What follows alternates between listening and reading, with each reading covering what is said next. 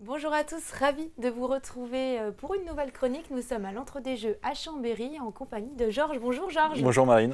Tu nous as trouvé de nouvelles pépites pour aujourd'hui. C'est vrai, c'est trois petits jeux, là encore, qui, je l'espère, sauront ravir nos spectateurs du coup. On va commencer par rentrer au casino. Ouais, absolument, ouais, mais pas n'importe quel casino, un casino vegan pour le coup, parce que là je te présente Las Vegan, un petit jeu de cartes, donc un petit jeu d'apéritif finalement, d'accord, en 20 minutes de partie. Ça joue de 2 à 5 joueurs, c'est un petit jeu de pli sans prétention, mais qui est assez subtil, donc je vais t'expliquer les règles du jeu. Alors comment ça marche?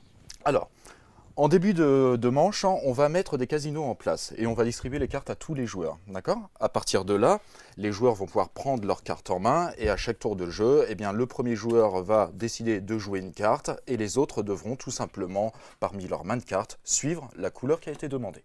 Ok. Le but, c'est bien évidemment de poser la plus haute valeur parce que c'est elle qui remportera le pli. Par contre, si jamais tu n'as pas la couleur qui est demandée, libre à toi de poser n'importe quelle couleur. Mais sache une chose, c'est que si tu décides de poser une carte 0, eh bien tu viens de poser un atout et c'est toi qui remporteras le pli. Alors on est d'accord, on a toutes les cartes en main pour C'est les ça. poser, on les choisit. On les choisit, absolument, on les choisit de sa main. Sache une dernière chose, c'est que si dans le pli que tu viens de remporter, il y a une carte 7, eh bien ça te permettra de miser l'un de ces jetons casino sur l'un des casinos qui sont présents ici. Et ça va déterminer le nombre de choux que tu risques de perdre durant toute la manche. Par exemple, on gagne avec des choux sur ce jeu. exactement, là tu as ramené tes petits choux dans ton petit porte-monnaie du coup, et tu as tenté d'en gagner le plus possible. Par exemple, en posant mon -3 sur ce casino-là, eh bien je condamne tous ceux qui auraient fait des cartes avec un 4 à la fin de la manche de perdre 3 points, 3 choux en quelque sorte de leur portefeuille. Par exemple, en posant celui-ci, eh bien je ferai gagner plus 1 point à tous ceux qui auront un trio de courges comme ceci. Donc c'est toi qui décides quel joueur va remporter le plus de points. Oui, finalement. absolument. Et ça va se savoir justement en cours de manche. Et c'est ça qui est subtil finalement dans Las Vegan. C'est qu'on joue des cartes, on gagne des plis, ou on décide d'en perdre. On ne sait pas trop si ça sera bénéfique ou non finalement. Et ça va se découvrir au fur et à mesure. Alors là, ça risque de faire des mécontents, mais tant pis, c'est le jeu, comme qui dirait. Alors est-ce que tu as des petites stratégies pour gagner? D'être assez observateur, d'avoir une bonne mémoire également, je pense, pour bien mémoriser les cartes qui passent. Et puis surtout faire très attention aux objectifs qui sont très changeants à chaque manche. Alors Georges, tu as un autre jeu à nous présenter, un jeu de mémoire qui est haut en couleur. De quoi s'agit-il? Alors, tu vas le découvrir, ça s'appelle Color Brain Junior et c'est sur la table juste à côté. Eh ben, on y va. Alors, c'est un petit jeu en fait à partir de 7 ans qui va se jouer en équipe cette fois-ci. Et effectivement, tu as raison, ça va parler à la fois des couleurs mais aussi de la mémoire. Parce qu'à chaque manche de jeu, c'est tout bête, on va montrer une carte, comme par exemple celle-ci, qui va nous demander de nous souvenir des couleurs d'une Pokéball du jeu Pokémon. D'accord ? Facile. J'imagine que ça te parle. Alors, en plus, il y a un petit indice. On voit ici un petit 3, ce qui nous indique qu'il y aura 3 couleurs à choisir pour la Pokéball. Eh bien, chacune des deux équipes va prendre ses cartes en main. En concertation avec ses camarades de jeu, on va choisir 3 couleurs qui nous semblent être les bonnes et les mettre face cachée devant nous. Attends, je joue moi aussi. Allez, je t'en prie. Allez.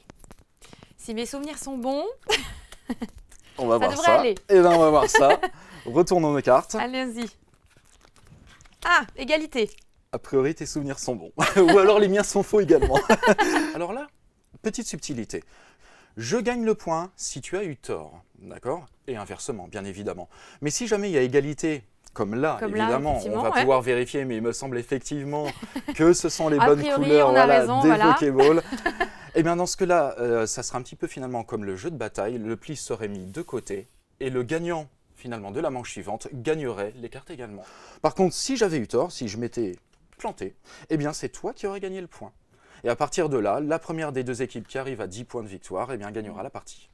Alors cette chronique touche presque à sa fin et Georges, tu vas nous emmener en pleine nature avec le prochain jeu. Et oui, vraiment c'est une occasion de voyager, le monde du jeu. Tu passes d'un casino végétalien à un voyage dans tes souvenirs et là effectivement je vais te montrer. On part à la montagne. Exactement, pas n'importe laquelle, en nord-ouest de l'Amérique, donc dans la région de Cascadia. Voilà, donc c'est une région très verdoyante, où cohabitent différentes espèces de flore, de faune, voilà une biodiversité vraiment incroyable.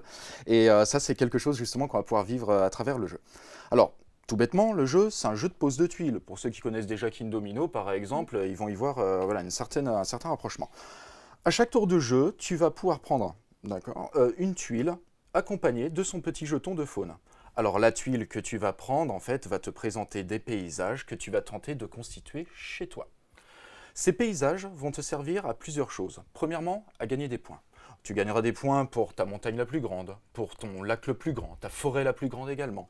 Mais on viendra également les comparer aux autres joueurs à la fin de la partie. Donc celui qui aura la plus grande montagne parmi nous gagnera des points supplémentaires, par exemple. L'écosystème que tu vas créer va te servir également à ajouter, à y incorporer de la faune. Tu vas pouvoir poser par exemple ce petit jeton de renard sur une tuile qui présenterait ce même symbole. Et ça, figure-toi, eh bien, ça va nous servir également à gagner des points de victoire, mais d'une autre manière, en tentant justement d'atteindre ces différentes cartes objectifs qu'on aura posées ici en début de partie.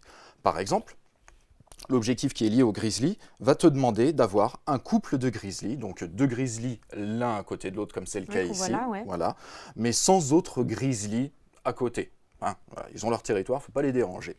C'est à toi de bien les placer. Est-ce que tes adversaires peuvent te déranger dans l'élaboration de ta carte? Oui, bah effectivement, s'ils me prennent par exemple la tuile que je convoitais ou le jeton faune qui m'aurait bien servi, ça risque effectivement de me déranger. Et donc voilà, petit exemple pour le grizzly, deux petits exemples, voilà, histoire que tu puisses voir un petit peu dans les grandes lignes ce que ça donne. Pour les saumons, il va falloir confectionner des lignes de saumon, de bandes saumon qu'on va créer. Et par exemple, pour notre buse, eh bien, quand tu placeras une buse, il faudra s'assurer qu'il n'y ait aucune buse autour d'elle, parce que là encore, elle protège son territoire, et c'est comme ça que tu gagneras des points de victoire. Alors, tu ne m'as pas parlé des petits pains là, qui se trouvent sur la table. C'est vrai, il y a des petites pommes de pin. Tu vas pouvoir les obtenir à condition que tu poses un animal dans son environnement fétiche, en quelque sorte. Et là, ça, tu l'observes sur les tuiles. Il y a un petit symbole de pomme de pin. Si je pose effectivement un saumon ici, je vais pouvoir récupérer cette pomme de pin. Et cette pomme de pin, lors d'un tour de jeu, elle me permettra, en la défaussant, de choisir n'importe quelle tuile ou de défausser des jetons faune. Si je vois justement que ce jeton faune t'intéresserait, hop là, je le remets dans le sac. Eh bien, merci Georges pour ces jolies découvertes. On a de quoi s'amuser en tout cas avec nos amis. Merci à vous de nous avoir suivis pour cette chronique. On se retrouve très vite sur notre antenne de 8 Mont Blanc. À très bientôt.